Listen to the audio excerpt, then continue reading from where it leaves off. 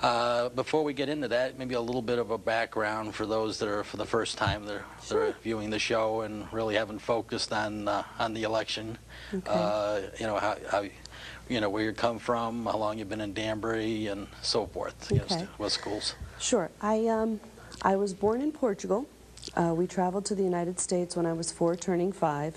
I've been in Danbury pretty much ever since, so it's been a little over 40 years that I've lived here in Danbury. This is basically my home. I became a U.S. citizen when I was 14 years old when my parents became citizens, and so did my sister and brother. I've been involved in politics for quite a few years now. I was on the council. I was elected 3 times, which was 6 years, and I also finished out a council seat for an individual that moved, Mike Falzone, from the 2nd Ward, so I filled out the remainder of his seat. I was also the city clerk, and I've been on the Democratic Town Committee now for 2 terms. Also, I'm married. My husband is David. I have 2 children. They are both graduates of Danbury High School. One will be graduating from Fordham in May, and he's going to Columbia University for his graduate studies.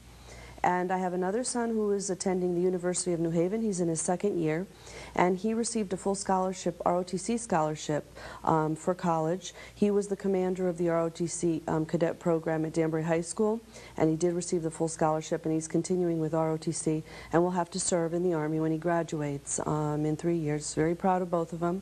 They've been doing very well. And I think it's very important that we move in the right direction in the city of Danbury. I don't necessarily like the direction that we're going.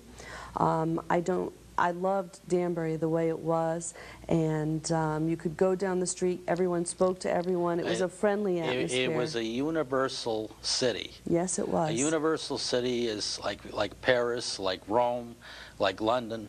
Yeah, so anybody can come from any place in the world. There was a feeling of welcome. You had to obey the law. Yes. We've always enforced the law, but this feeling seems to be fleeting now. You know, there's fear there. Yes, that's true. And that's what I wanted to pipe in. Mm-hmm. Well, it's a major concern because I don't like the environment in Danbury right now, especially since the fact that we have a high school that basically 42 languages are spoken, and you're talking about different dialects of Chinese, of Indian, of all those different languages from those countries, along with countries from Europe, South America, Central America, Asia. It's amazing the fountain of languages and culture that you have in the school system itself, and it's wonderful. I speak Portuguese. I also speak Spanish. My parents always made sure that I knew how to speak Portuguese so that when I traveled to visit family back home, I could communicate with them and understand my culture and my heritage, and it's wonderful.